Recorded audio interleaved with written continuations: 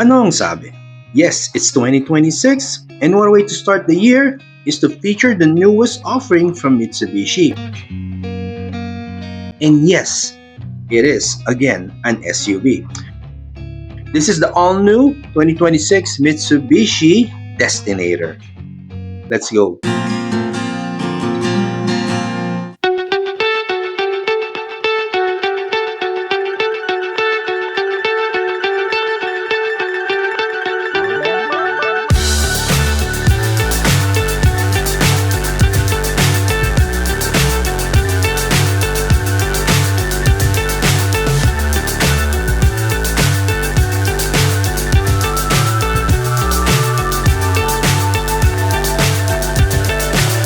So high I'm hypnotized.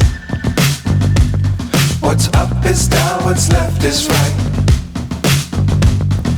Chasing stars and Kung di pa po kayo nagsasubscribe sa channel ko, please do consider subscribing and hit that like button. Maraming salamat po. It is the start of the year, and this is how we do it. First half of the year, we do content about four wheels. Di lang puro motor ang hiling natin, kundi iba't ibang klaseng mga sasakyan, mga bagong release from different car companies na talaga namang pagandahan sila ng ino-offer. From the normal IC-powered cars to the hybrids hanggang sa full electric cars.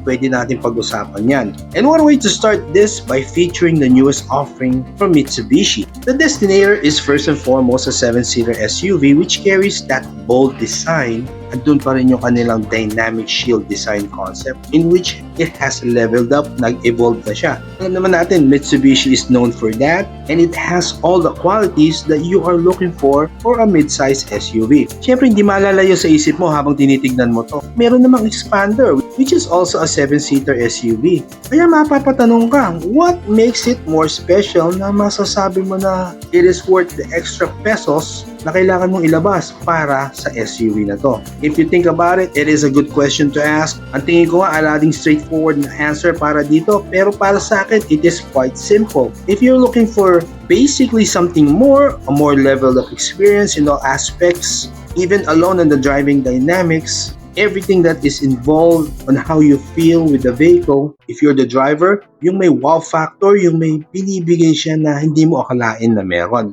Well, total, inumpisahan na natin in a way, a little comparison na siguro sa Expander. Kasi di maiiwasan dahil pareho silang 7-seater. Pero umpisahan na natin because kailangan nating alamin the extra money you're paying for this SUV. Well, una na dyan, the vehicle type. Kung ano siya as an SUV. Kasi po, the Destinator is a mid-size SUV with rugged styling. Kita naman, ayan no, yung kanyang front fascia. It is ideal for those who want an adventurous look and higher road presence. Iba yung tindig niya. Whilst the Expander is more of a compact MPV focused on practicality, family comfort, talagang perfect po for urban driving and flexible seating syempre. Well, meaning to say, itong Destinator has a more commanding presence on the road. Iba ang tindig niya, sabi ko nga, yung platform niya kasi mas malapad siya. It has a more rugged and adventurous look, whilst the Expander was designed for urban conditions. Pero with the Destinator, we can say that a premium feel is present. It is marketed towards those drivers, those buyers na want more versatility beyond city driving. Pangalawa, importante to, engine. Dito na tayo. It has a power plant na mapapahanga ka kasi they have the same engine displacement with the Expander. Pero the difference in power is very significant. Kasi po, the Expander has an output of 104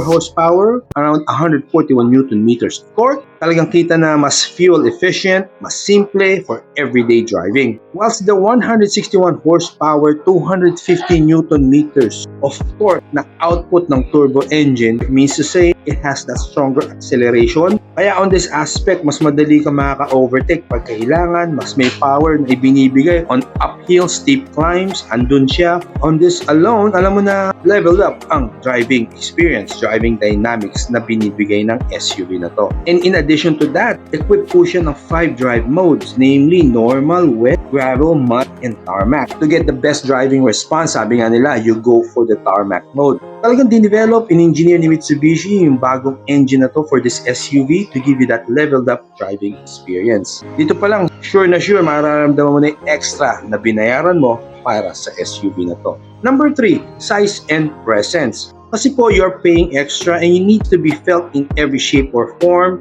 Ibig sabihin yan, it must look big and bold. It has to stand out from the rest. At talaga naman yes ako dyan. Very futuristic kasi look nito. Especially, it is very new in the market. Kaya talagang iilan pa lang ang makikita mo sa kalsada. It is longer by 85mm and wider by 90mm.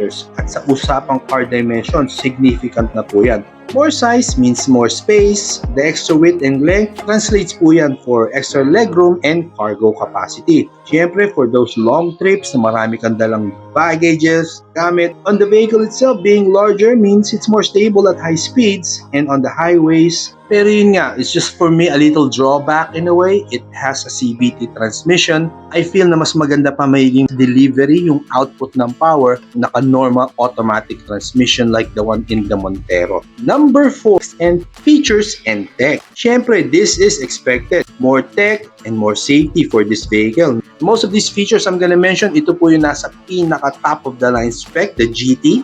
Meron siyang adaptive cruise control. Nangyayari po dito, nag-a-adjust siya based on the distance from the car ahead. Forward collision warning, rear cross traffic alert, blind spot warning, auto high beam. So, ibig sabihin niya, pag na-detect niya may parating nakasalubong na sasakyan, automatic nag-a-adjust yung headlight niya between the low and the high beams. Hinahain na sa'yo yung kaya mo namang gawin bilang driver. Anyway, multi-around monitor, napakaganda po. Very clear, nice quality ng kanyang monitor. Kitang-kita mo yung buong surroundings mo pag nagmamaneuver ka, nagpa-park. Of course, Mitsubishi is known for the active yaw control. Meron po siya dito. Leading car departure notification, rain sensing function. So pag nakadetect ng moisture sa windshield, automatic mag-a-activate yung wipers. Nag-a-adjust din po yan base sa amount of rainfall na detect niya. So in a normal car, turn on the wiper. Pag umuulan, you turn it off pag hindi na. Pag lumalakas, there is the high, there is the mid, there is the low speed ng wiper. Pero eto to, nakahain na naman. Ito, binibigay na naman. It's like spoon feeding this type of simple feature. Anyways, that's just my opinion. And which is okay. This is the top of the line spec of this SUV. And the best thing about it, mas nakakapag-concentrate yung driver sa driving, which enhances safety. Meron siyang electric parking brake, auto hold, may panoramic sunroof, power tailgate, roof rails. And again, and those are mainly for, kaya magigets mo rin bakit ganun ang presyuhan ng kanyang top-of-the-line GT variant. Lastly, number 5. Well, mainly this is how the vehicle is positioned in the market. It is a performance SUV, you may say. May turbo engine, higher torque, modern tech features in place, premium styling, and road presence. For me, when I looked at this, it's like a design that was set for 3 years ahead. Andito na. So something like that. You are paying extra for comfort, advanced safety, and a more powerful engine. At syempre, doon sa mga more stylish and more versatile SUV, the Destinator hits that mark. Sa mga pininpoint po natin mga bagay na yan, mga factors, it's not really more about the comparison or like,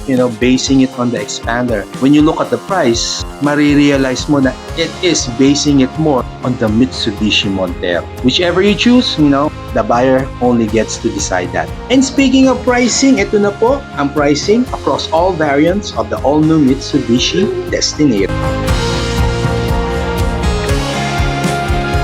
Pasyal na po kayo dito sa Mitsubishi Taytay. Available po on display ang mga units nila, not only the Destinator.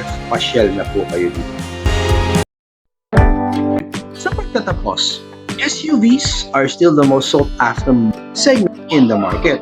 Kaya kung on the lookout for a new one, there is no reason for you not to take a closer look on this one. Why?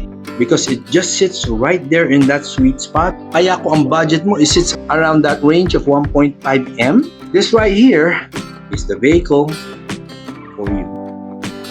Ito po ang all-new 2026 Mitsubishi Destinator. If you found some value on this video, please do consider subscribing and hit that like button. Maraming salamat po. For sure, 2026 will be an exciting year for this channel. Tuloy-tuloy lang po natin itong gagawin at sana po tuloy-tuloy nyo rin pong tangkilikan. Drive safe. I'll see you on the next one.